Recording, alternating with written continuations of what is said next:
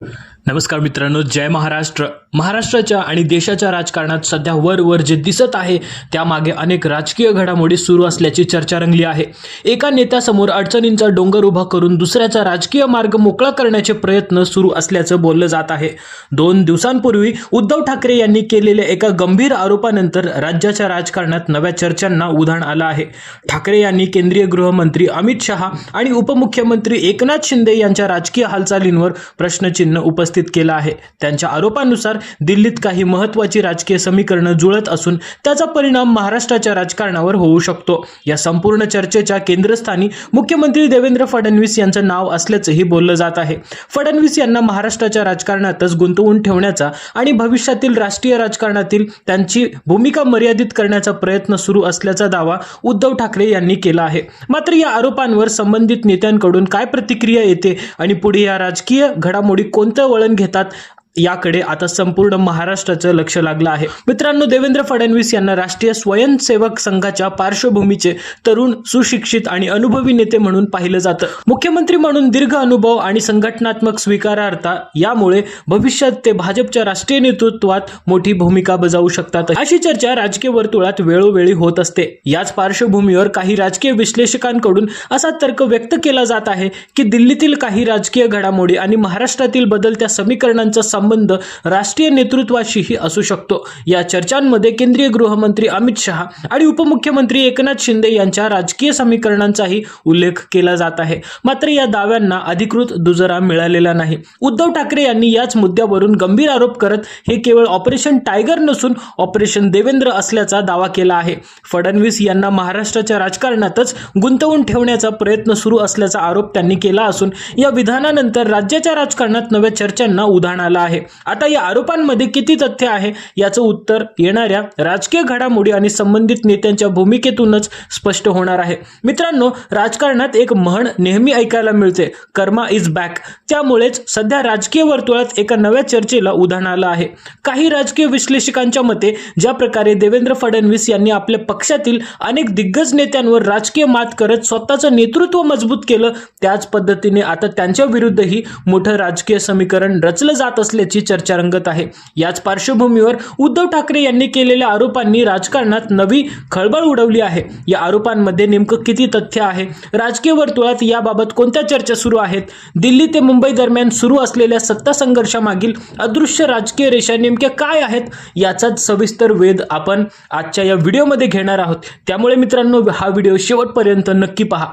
उद्धव ठाकरे यांनी केलेले आरोप हे केवळ राजकीय टीका नसून त्यामागे मोठं राजकीय गणित असल्याचा दावा त्यांच्या समर्थकांकडून केला जात आहे. ठाकरे यांनी असा आरोप केला आहे की उपमुख्यमंत्री एकनाथ शिंदे यांच्या माध्यमातून काही राजकीय हालचाली घडवून आणल्या जात असून तथाकथित ऑपरेशन टायगरच्या आड प्रत्यक्षात ऑपरेशन फडणवीस राबवलं जात असल्याची शंका त्यांनी व्यक्त केली आहे. मात्र या आरोपांना संबंधित नेत्यांकडून अधिकृत दुजोरा मिळालेला नाही. मित्रांनो, देवेंद्र फडणवीस यांना महाराष्ट्रातील भाजपचा प्रभावी, अनुभवी आणि संघटनात्मक दृष्ट्या मजबूत नेता म्हणून ओळखलं जातं. त्यांच्या राजकीय अनुभवामुळे आणि नेतृत्व क्षमतेमुळे भविष्यात राष्ट्रीय पातळीवरही त्यांची भूमिका महत्त्वाची ठरू शकते, अशी चर्चा राजकीय वर्तुळात अनेकदा होत असते. याच कारणामुळे काही राजकीय विश्लेषकांच्या मते फडणवीस यांना महाराष्ट्राच्या राजकारणातच सतत व्यस्त ठेवण्याचा प्रयत्न केला जात असल्याची चर्चा आहे. एकनाथ शिंदे यांच्या माध्यमातून राज्यात नवनवीन राजकीय आव्हानं निर्माण झाली तर फडणवीस यांचं पूर्ण लक्ष महाराष्ट्रात राहील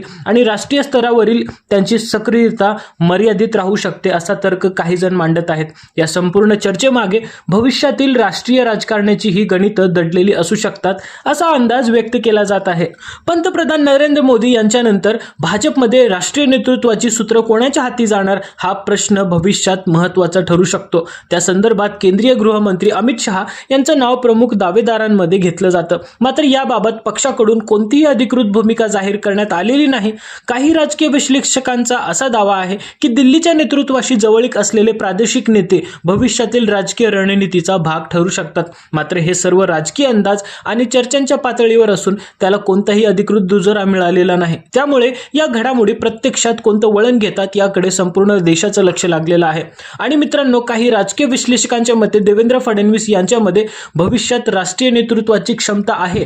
त्यामुळे भविष्यातील राजकीय समीकरणांचा विचार करून त्यांना यांना महाराष्ट्राच्या राजकारणातच गुंतवून ठेवण्याचा प्रयत्न असल्याचा तर्क काही जण मांडत आहेत। या चर्चांमध्ये एकनाथ शिंदे यांच्या भूमिकेचाही उल्लेख केला जातो। भाजप आणि महायुतीच्या अंतर्गत ही वेगवेगळी राजकीय समीकरणं असल्याची चर्चा अधूनमधून होत आहे। काहींच्या मते राष्ट्रीय नेतृत्व आणि राज्य नेतृत्व यांच्यातील राजकीय प्राधान्यक्रम वेगवेगळे असू शकतात। पंतप्रधान नरेंद्र मोदी आणि देवेंद्र फडणवीस यांच्यातील संबंध नेहमीच विश्वासाचे राहिल्याचं अनेकदा पाहायला मिळालेलं आहे।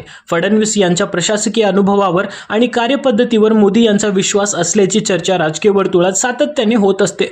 दुसरीकडे उपमुख्यमंत्री एकनाथ शिंदे हे केंद्रीय गृहमंत्री अमित शहा यांच्या निकटवर्तीय नेत्यांपैकी एक मानले जातात, अशी सुद्धा राजकीय चर्चा आहे। शिवसेनेतील बंडापासून ते त्यानंतरच्या सत्ता स्थापनेपर्यंतच्या घडामोडींमध्ये शिंदे यांनी दिल्लीतील नेतृत्वाशी सातत्याने संपर्क ठेवला असंही बोललं जातं। राजकीय विश्लेषकांच्या मते अमित शहा आणि देवेंद्र फडणवीस यांच्यातील संबंध चांगले असले तरी नरेंद्र मोदी आणि फडणवीस यांच्यात दिसणारा वैयक्तिक जिव्हाळा वेगळा असल्याची चर्चा राजकीय वर्तुळात होत असते। मात्र या सर्व बाबी राजकीय विश्लेषण आणि चर्चांच्या स्वरूपात असून संबंधित नेत्यांकडून याबाबत अधिकृत भूमिका मांडलेली नाही। मित्रांनो, सध्या भाजप आणि महायुतीमध्ये वरकरणी सर्व काही सुरळीत दिसत असलं तरी अंतर्गत पातळीवर वेगवेगळी राजकीय समीकरणं असल्याची चर्चा सातत्याने होत आहे। काही राजकीय विश्लेषकांच्या मते दिल्ली आणि महाराष्ट्रातील नेतृत्वामध्ये वेगवेगळ्या रणनीतींवर काम सुरू असल्याचे संकेत मिळत आहे। काहींचा असा तर्क आहे की एकनाथ शिंदे यांचं राजकीय वजन वाढत असताना देवेंद्र फडणवीस यांची भूमिका मर्यादित करण्याचा प्रयत्न होत असल्याची चर्चा आहे, तर दुसरीकडे फडणवीस हे त्यांच्या राजकीय अनुभव आणि राष्ट्रीय नेतृत्वाच्या विश्वासाच्या बळावर आपलं स्थान कायम राखत असल्याचंही बोललं जातं। आता राजकीय विश्लेषकांच्या मते हा केवळ महाराष्ट्राच्या मुख्यमंत्री पदाचा संघर्ष नसून भविष्यातील राष्ट्रीय नेतृत्वाच्या संभाव्य समीकरणांशी जोडूनही काही जण त्याकडे पाहत आहेत। दरम्यान या संपूर्ण घडामोडींमुळे महाराष्ट्रात नवीन राजकीय समीकरणं तयार होऊ शकतात का, याकडेही सर्वांचं लक्ष लागलं आहे। विशेष म्हणजे उद्धव ठाकरे यांनी आतापर्यंत एकनाथ शिंदे यांच्यावर ज्या तीव्र शब्दांत टीका केल्या त्या तुलनेत देवेंद्र फडणवीस यांच्यावर त्यांची भूमिका तुलनेने वेगळी असल्याची ही चर्चा राजकीय वर्तुळात सुरू आहे। मित्रांनो, हे सुद्धा तितकंच खरं आहे की उद्धव ठाकरे यांनी देवेंद्र फडणवीस यांच्यावरही अनेकदा टीका केली आहे, मात्र एकनाथ शिंदे यांच्यावरील त्यांची टीका अधिक आक्रमक आणि भावनिक स्वरूपाची राहिली। त्यामागचं कारण म्हणजे ठाकरे गटाच्या मते शिंदे यांनी उद्धव ठाकरे यांनी दाखवलेल्या विश्वासालाच तडा दिला। त्यामुळे त्या बंडामुळे उद्धव ठाकरे यांना वैयक्तिक आणि राजकीय अशा दोन्ही पातळ्यांवर मोठा धक्का बसल्याची भावना त्यांच्या समर्थकांकडून व्यक्त केली जाते। दुसरीकडे काही राजकीय विश्लेषकांचं असंही मत आहे, कोणत्याही मोठ्या राजकीय बंडासाठी केवळ बाहेरून प्रस्ताव येऊन चालत नाही, संबंधित नेत्याच्या मनातही असंतोष किंवा वेगळा राजकीय मार्ग स्वीकारण्याची तयारी असावी लागते। त्यामुळे या संपूर्ण प्रकरणात सर्वच बाजूंनी राजकीय परिस्थिती अनुकूल झाल्यानंतरच पुढील घडामोडी घडल्या असाही तर्क व्यक्त केला जातो। राज्याच्या राजकारणात आणखीन एक चर्चा रंगू लागली आहे की भविष्यात एकनाथ शिंदे यांचं राजकीय वजन वाढत गेल्यास त्यांना रोखण्यासाठी उद्धव ठाकरे आणि देवेंद्र फडणवीस यांच्यात काही मुद्द्यांवर राजकीय समन्वय होऊ शकतो का, असाही प्रश्न काही राजकीय विश्लेषक उपस्थित करत आहेत। सध्या अशी कोणतीही अधिकृत शक्यता समोर आलेली नसली तरी राजकारणात कोणतेही समीकरण कायमच नसतं अशी चर्चा सुद्धा सुरू आहे। एक गोष्ट मात्र निश्चित आहे मित्रांनो, देवेंद्र फडणवीस हे अनुभवी राजकीय डावपेचात पारंगत नेते मानलेले जातात।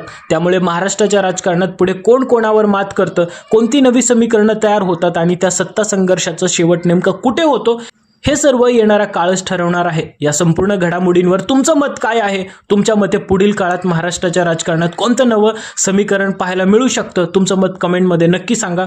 तोपर्यंत भेटूया पुढच्या व्हिडिओमध्ये। जय हिंद, जय महाराष्ट्र।